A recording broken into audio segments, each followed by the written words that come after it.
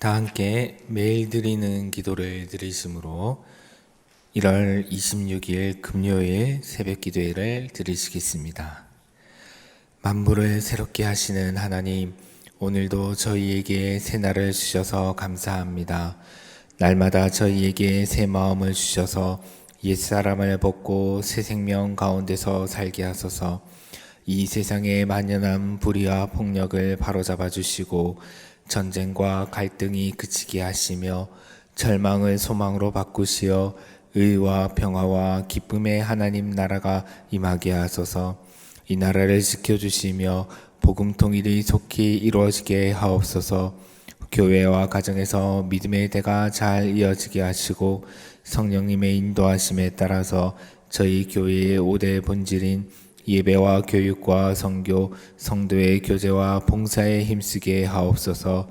모든 교역자들이 성령님으로 충만하게 하시고 모든 성도들이 하나님의 명령을 따라 힘차게 올라가게 하옵소서. 예수님의 이름으로 기도드립니다. 아멘. 다 함께 찬송가 251장 함께 부르시겠습니다. 251장입니다.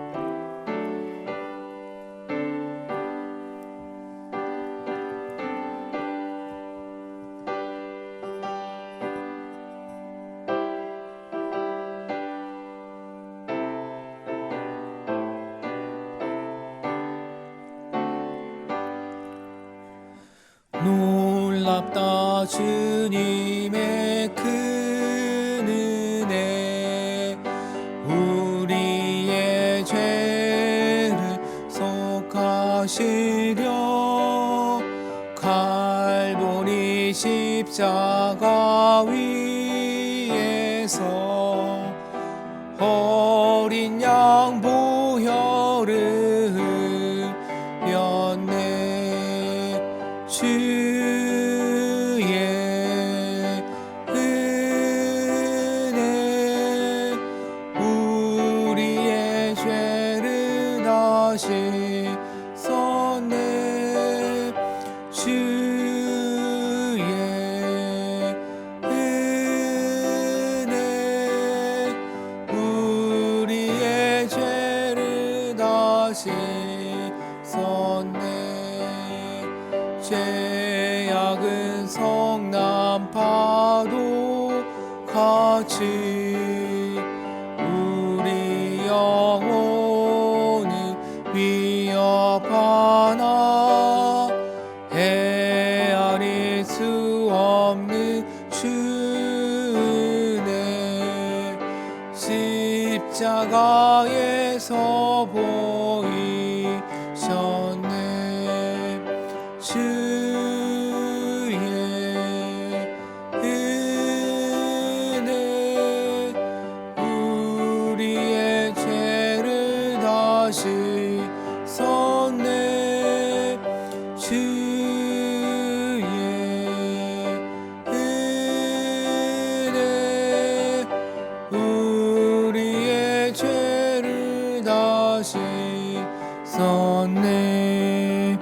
죄악에 물든 영혼들은 주께서 피로 씻으시네. 지금도 흐르는 그 피에 눈보다 더 이게 씻으라. 주의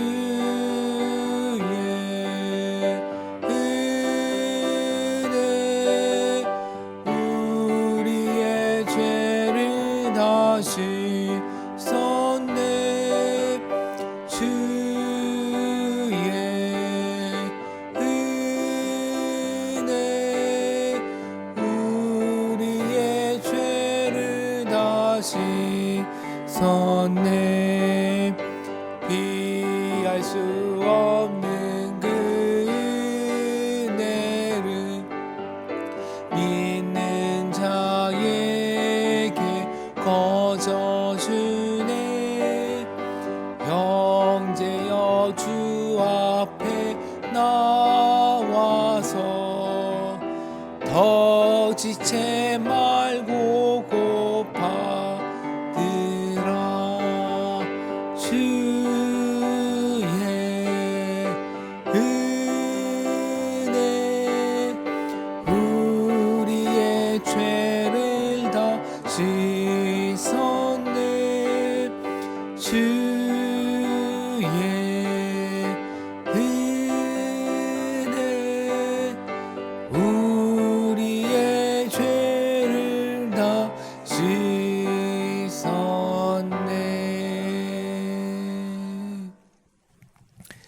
오늘 우리에게 주시는 하나님의 말씀은 출애굽기 25장 21절에서 22절 말씀입니다.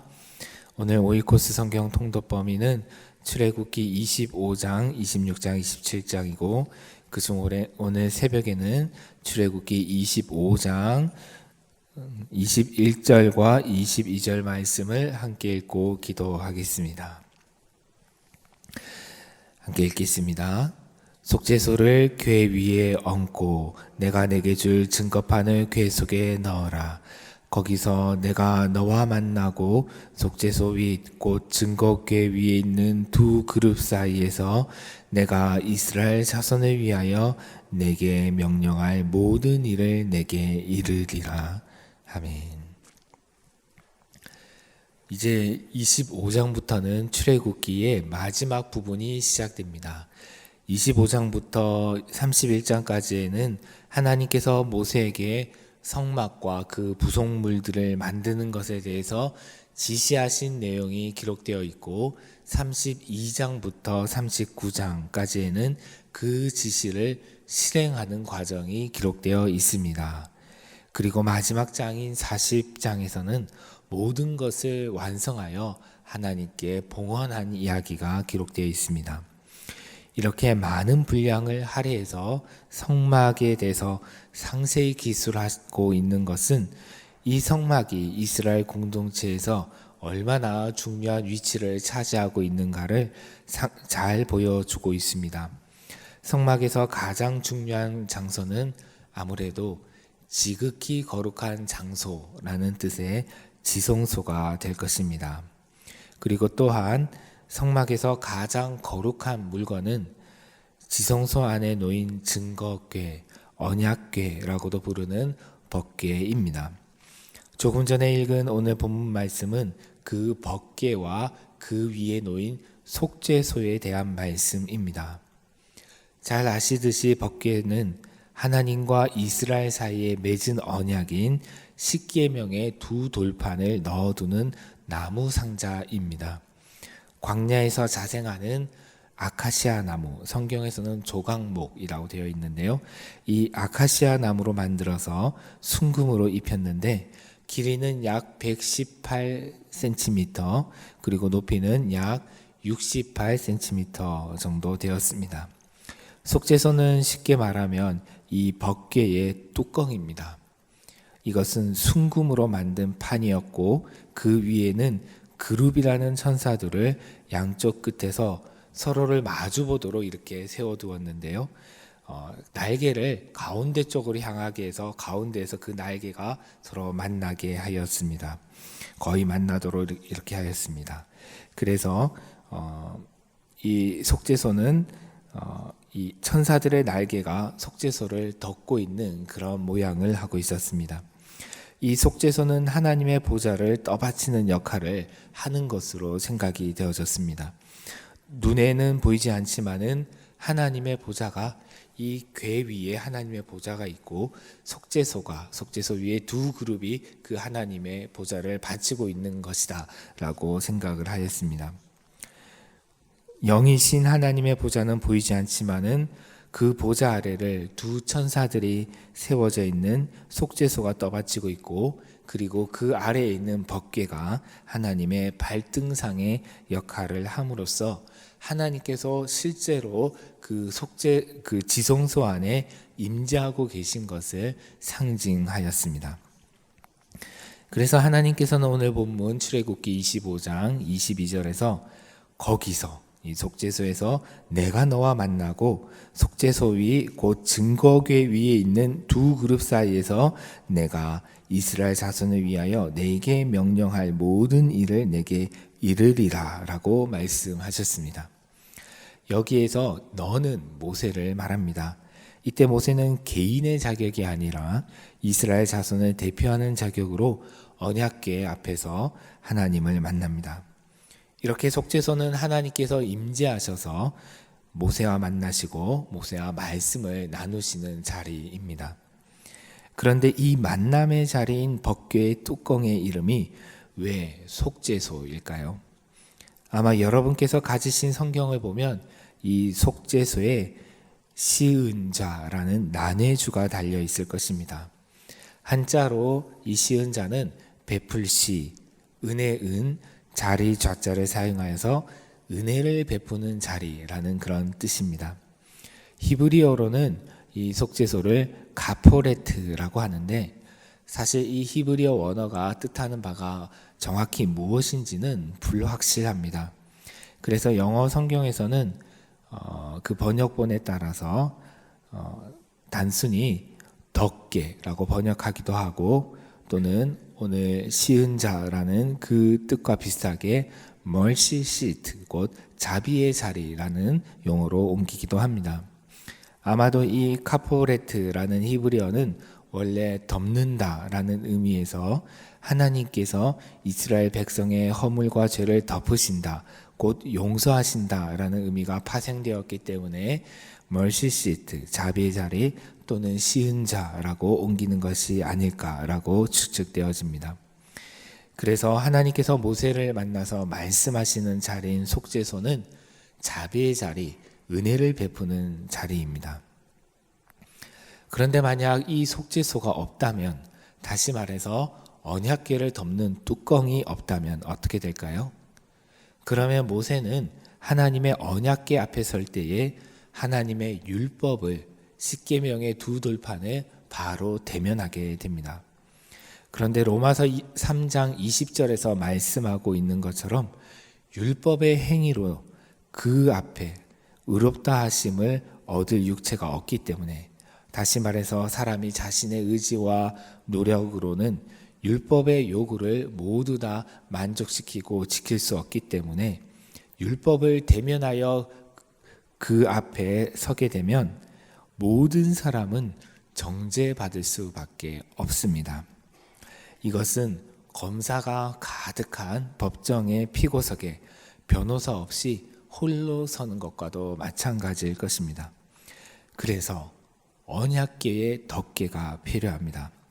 속죄소는 모세가, 이스라엘이 아무런 보호막 없이 하나님의 율법 앞에 서게 되는 것을 막아줍니다.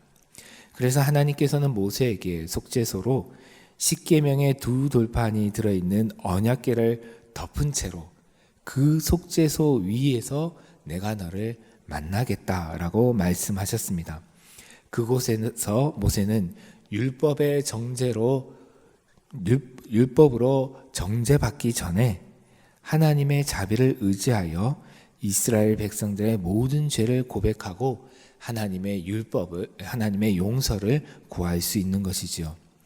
그러면 하나님께서는 시은자, 은혜를 베푸는 자리에서 은혜를 베푸십니다. 이렇게 언약궤와 그 덮개인 속죄소는 거룩하신 하나님이 또한 얼마나 자비로우신 분이신지를, 얼마나 은혜로우신 분이신지를 상징적으로 나타내 보여줍니다. 속죄소가 상징하는 하나님의 자비와 은혜는 하나님께서 시내산에서 모세에게 직접 계시하신 당신의 성품과도 일치합니다. 출애굽기 34장에는 모세가 시내산의 구름 속에 홀로 나아가 하나님을 체험한 사건이 기록되어 있습니다. 이때는 이스라엘 자손들이 금송아지 우상을 만들어서 숭배하여 하나님을 크게 진노하신 바로 그 직후였습니다. 며칠 뒤에 읽으실 본문이기 때문에 자세한 내용은 생략하지만은 하나님은 하나님을 버리고 금으로 송아지를 만들어 신으로 숭배한 이스라엘 자손들에게 진노하셨지만은 자비를 베푸시어 그들을 다 멸하지 않으시고 용서하십니다. 그리고 모세를 시내산 구름 속으로 불러 이렇게 말씀하셨습니다.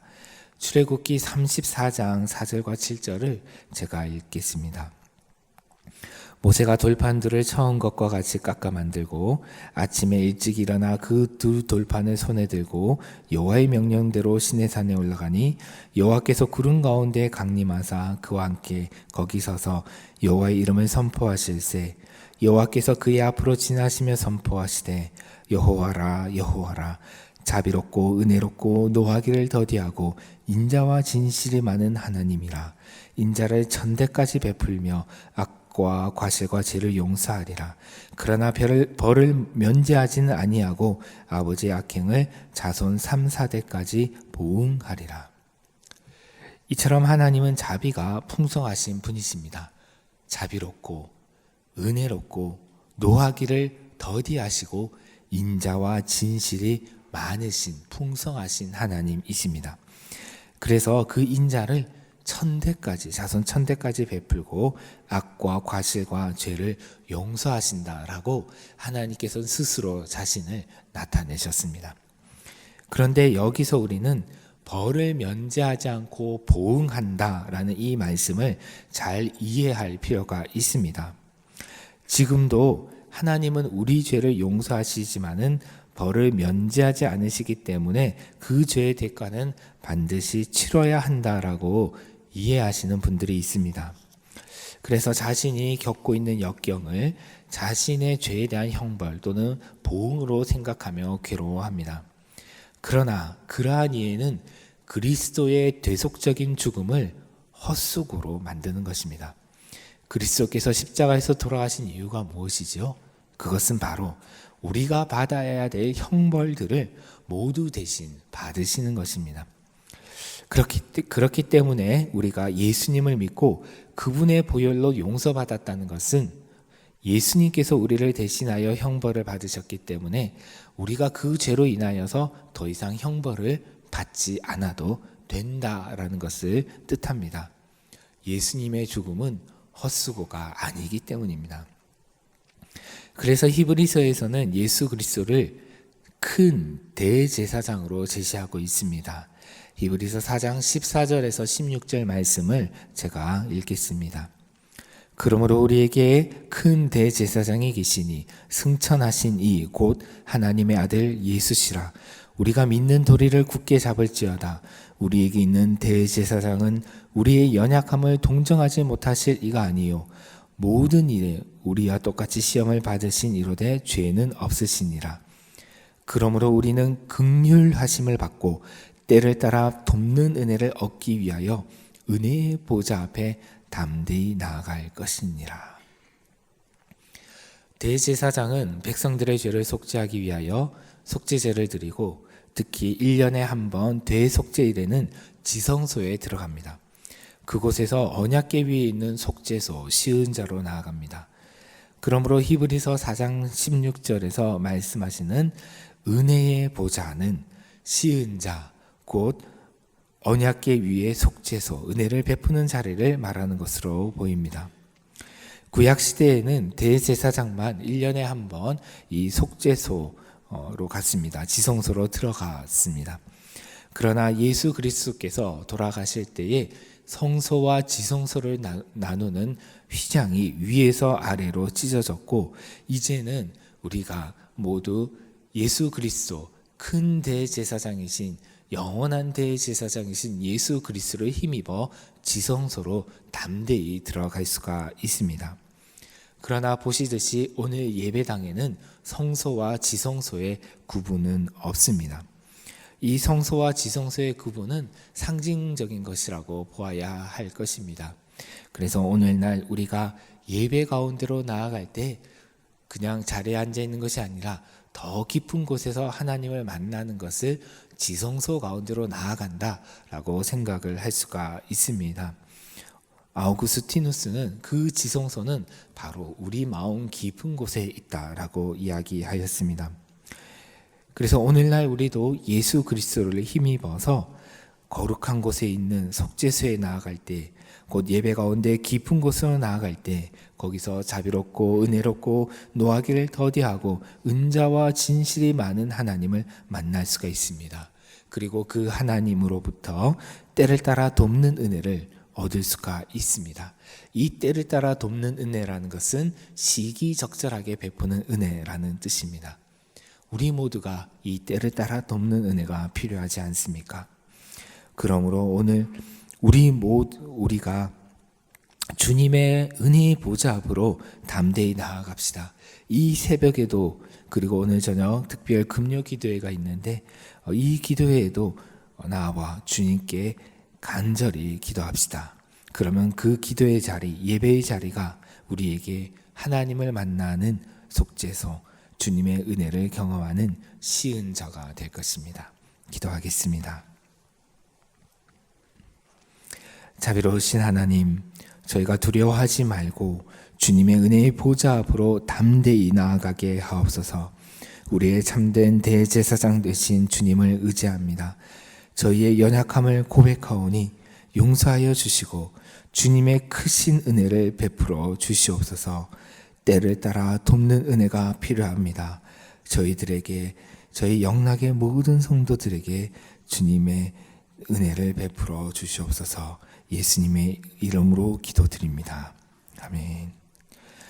오늘 함께 기도하실 합심기도 제목은 먼저 말씀을 기억하며 하나님의 자비를 신뢰하고 우리의 참된 대제사장이 되신 예수 그리스도를 의지하며 은혜의 보좌 앞으로 담대히 나아갑니다. 저희의 연약함을 용서하시고 긍휼히 여겨 주시옵소서. 때를 따라 돕는 은혜를 베풀어 주시옵소서라고 기도하시겠습니다. 그리고 오늘 함께 드릴 주간 기도 제목은 18개 교구의 구역장 권찰이 구역을 섬길 때의 영적 성장과 변화를 경험하도록, 그리고 오늘 첫 달 기도드림 특별 금요 기도를 통해 모든 성도들이 주님의 마음을 알고 기도 가운데 깨어 있을 수 있도록 함께 기도하시고 각자의 제목으로 기도하고 돌아가겠습니다. 하나님 아버지, 저희를 오늘 새벽에 불러주셔서 감사합니다. 저희가 주님께서 저희를 부르시는 은혜의 보좌 앞으로 담대히 나아갑니다. 주여, 저희를 긍휼히 여겨주시옵소서. 저희에게 때를 따라 돕는 은혜를 베풀어 주시옵소서. 하나님 아버지, 저희의 연약함을 긍휼히 여겨주시옵소서. 주님의 자비롭고 인자하고 노하기를 더디하시는 보석 은혜를 베풀어 주시옵소서. 하나님, 저희 영락의 모든 성도들 각자의 형편에 따라 주님의 도우심이 필요하니 주의 은혜를 베풀어 주시옵소서. 하나님, 이 시간 주님께 간절히 구합니다. 주님, 저희 모든 구역장들 한 분 한 분을 기억하여 주시옵소서. 하나님께서 주시는 힘이 있어야 저희가 하나님께서 베푸시는 은혜를 감당할 수가 있습니다. 하나님, 구역장을 섬길 때 그 자리가 성장의 자리, 영적 성장과 변화의 자리가 되게 해주시고 주님의 은혜의 힘을 더욱더 깊이 체험하는 자리가 되게 하여 주셔서 그 일을 잘 감당하게 해주시고, 특별히 우리 하나님 신인 구역장을 섬기신 모든 분들에게 하나님 간절한 마음 주셔서 하나님 찾게 하시고, 그리고 올 한 해 이제 구역장을 마무리하고 은퇴를 하실 분에게 유중의 믿을 거둘 수 있는 은혜를 베풀어 주옵소서. 오늘 저녁 첫 달 기도드림 특별 금요 기대가 있습니다. 하나님, 죄도 풀리게 해 주시고 저희 모든 성도들이 하나님 앞에 은혜 보좌 앞에 담대히 나아가 하나님의 은혜를, 도우신 은혜를 경험케 하여 주옵소서. 하나님 아버지, 말씀을 전하신 목사님에게 은혜를 베풀어 주시고